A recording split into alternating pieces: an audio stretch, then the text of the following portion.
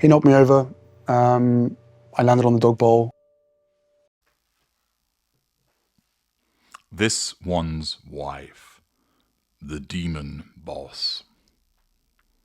Hello, I'm H.G. Tudor. There are many people that experience a problem with the individual that is their boss. Not every boss that is problematic is a narcissist. There are some individuals who have essentially been promoted beyond their ability, and they don't know how to perform their role. In some instances, it might be their first time in a leadership role, and they need to take time to grow into it, and they make mistakes. In some instances, an individual that exhibits emotional empathy has that emotional empathy dialed down as a consequence of external stresses. For instance, the pressure that they're placed under to deliver results because they now have responsibility as the boss causes them to act in a particular way towards certain employees, individuals who are perhaps within their team, and treat them in a way which is not as pleasant as they once did. It might be that because people have to do what this person says, because in essence they have to respond to what they're told to do, that sensation of power goes to the head of that individual, and therefore that acts to dial down their emotional empathy for those employees. It is, however, the case that the position of a boss will invariably be corrupted by a narcissist. Getting into the position as the boss is naturally attractive to the narcissist because, as being the boss, that comes with power. It comes with a hierarchy. It comes with authority. It comes with the implicit understanding that because this person is the boss, they get to tell you what you ought to do in the work context. This, naturally, proves attractive to a narcissist because it gives them a legitimacy in order to assert control over people. You must do what I tell you to do. I'm the boss. You're not allowed to do that. I'm the boss. It also means that people will react to what that narcissist is doing as a consequence of their status, their position as a boss, the decisions that they've made, be they popular or unpopular, and that, of course, provides them with fuel. Being the boss provides an opportunity to acquire character traits, for instance, taking the achievements of another person and passing them off as themselves. This is often seen in the context of a middle manager who has higher-ups, him or herself, so that they take the ideas that their staff have come up with and make it seem that they did so in order to make themselves look more impressive in front of their own higher-ups, in front of their own bosses. There are naturally residual benefits that arise. The facade of being a caring boss can be utilised. It's often the case that the boss is better paid than everybody else, which is a residual benefit. And therefore, it is little wonder that narcissists flock to the position of being the boss in order to pursue the prime aims. Some narcissists are out-and-out tyrants. Others are more political, carefully moving people around the chessboard. Others create an ostensible facade where they're seen as, to many people, as a kind and benevolent boss. But behind the scenes they abuse their power, scapegoating certain individuals, putting others under pressure to do what they want. Keep it between us. I've given you many examples throughout the history of this channel of particular bosses who have abused their power. For instance, only just recently, Mohammed Fayed, the former owner of Harrods, abused his position as the boss and owner of that particular business and others that he had. You'll be able to find other instances, and naturally, there will be those of you who've experienced that for yourselves. For those of you who want to deal with a narcissist at work, which commonly is one that is your superior, then you can do no better than obtain my assistance package, How to Handle a Narcissist at Work, which not only covers the situation of a boss who's a narcissist, but co-workers as well. It's little wonder that this one's wife loves to be the boss. After all, she regards herself as the most important and talented individual on the planet, and naturally, she's not the one that gets orders given to her, she's the one that issues them. Typical of a mid-range narcissist, she wants the world to think that she's a kind and considerate boss, whilst, if you don't do what she requires, then you will be subjected to devaluing behaviour by her. Employees are either tertiary, non-intimate tertiary sources, or more usually non-intimate secondary sources. There's been enough interaction between the narcissist and that individual for them to have that particular status. Such individuals are there to be controlled. Their fuel provision is moderate potency. And when they step out of line, they get what is known as a corrective devaluation. They may be formally disciplined. They may be insulted. They could be triangulated with a colleague. Why don't you do what Derek's doing? He's done it correctly. Why can't you do better? They'd be subjected to finding fault. In some instances, they could be shouted and screamed at. They may find themselves demoted, ostracised, given silent treatments, forced to undertake work which is beneath them, forced to undertake more work than is appropriate to provide to them, denied access to certain benefits and privileges. There's a whole host of manipulations that the narcissist can wield against that particular individual as part of the corrective devaluations that are issued against them in order to demonstrate that the narcissist is the one in charge. This one's wife wants her employees to love her. She wants to create the image that she is a wonderful person that is kind and considerate. But actually, her narcissism causes her to lash out at those that are viewed as stepping out of line. And this has prompted the Daily Beast with Tom Sykes to report that this one's wife was a demon who had psycho moments as a boss. People who worked for her have told the Daily Beast. Likening her to a demon is actually quite common in relation to the behaviour of the narcissist.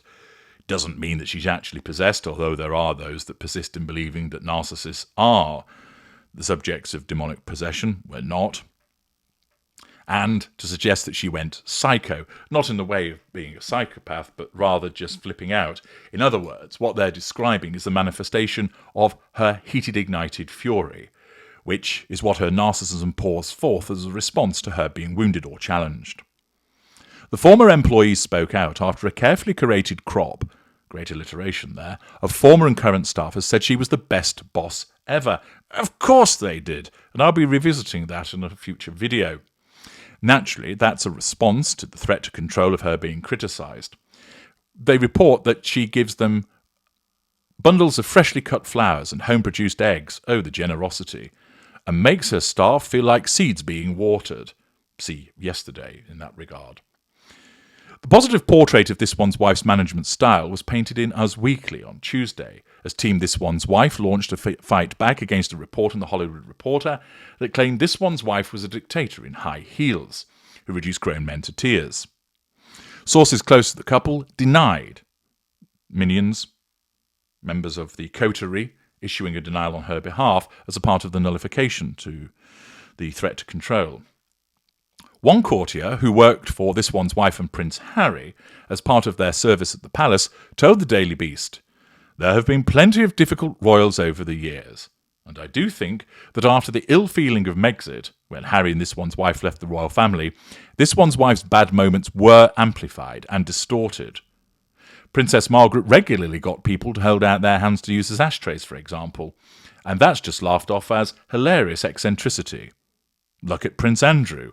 He was unbelievable to the staff, and you will see my analysis of Prince Andrew's behaviour as another narcissist. That said," the courtier added, "there definitely were bad, very bad, even psycho moments. I witnessed people being chewed up in person, insult, manifestation of heated, ignited fury, and over the phone, hoovering, malign hoovers, and made to feel like shit, belittlement, absence of emotional empathy. But it was an incredibly fraught time, and I'm inclined to give her the benefit of the doubt. She has said herself she was suicidal at times." Now, this individual, of course, is making a common mistake in relation to the narcissist, which is to ascribe their behaviours to them being under some kind of pressure, rather than realising this is what a narcissist does. This is how the narcissist behaves. The Daily Beast then brings up a further matter from the past, which isn't going to help This One's Wife. whereby the source pointed out that Jason Knorf, who was press secretary to this one's wife when she was a royal, complained about her. Indeed, it is a matter of public record that in 2018, Knorf wrote to Simon Case, then Prince William's private secretary, saying, "I am very concerned that the Duchess was able to bully, lack of emotional empathy, rudimentary manipulation, 2 PAs out of the household in the past year. The treatment of X was totally unacceptable. The Duchess seems intent on having someone in her sights. She is bullying Y and seeking to undermine her confidence. We have had report after report from people who have witnessed unacceptable behaviour towards Y." This one's wife and Harry's office said Wednesday they would not comment. Application of silence to nullify threat to control in relation to the new criticisms of this one's wife made to the Daily Beast. However, this one's wife previously accused the London Times of perpetrating a smear on her when it published the Knorf letter, noting that the revelations were published just days before this one's wife's much-anticipated interview with Oprah Winfrey. Naturally, she would do that because she's incapable of recognising that she was at fault. Another person who worked with this one's wife in the run-up to her wedding told the Daily Beast, "I always thought she was a classic narcissist, and getting her staff to tell a magazine how amazing she is only confirms that in my mind. She is lovely when all is going her way, but a demon when the worm turns." And that is an accurate summation of the behaviour of the narcissist. When you're under control, you're painted white, the narcissist will be decent to you. But if you threaten the narcissist's control, out comes the demon. The heated, ignited fury occurs. Another source told the Daily Beast of a florist who was screamed at down the phone for half an hour after they posted an insignificant detail online about a bouquet they were working on for this one's wife without identifying that this one's wife was the client. They vowed never to work with her again despite the prestige of having her as a client. If you were working for her, you were often treated like a tradesman who could be treated like shit. Belittlement, high-handedness. Accordingly, it continues to get worse for this one's wife, but anybody who understands the nature of a narcissist will not be surprised in the slightest. She was accused of bullying in the United Kingdom. She was accused of bullying behaviour in Australia. The Hollywood Reporter has revealed 12 people who've reported on her bullying, and more individuals have now come forward to reference, albeit historic, instances of her being the demon boss and engaging in psycho moments. Naturally, this one's wife will not respond to what the Daily Beast has to state. In her own mind, she will regard them as lies, because in her world, she believes that she's a good boss. She believes that she is kind. She doesn't recognise that the ostensibly kind acts that she engages in are simple forms of benign manipulation. She can't see that because she's a narcissist. But you can, because you're educated by my work.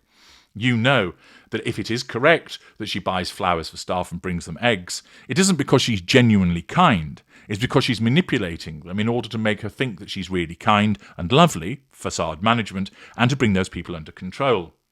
The fact is,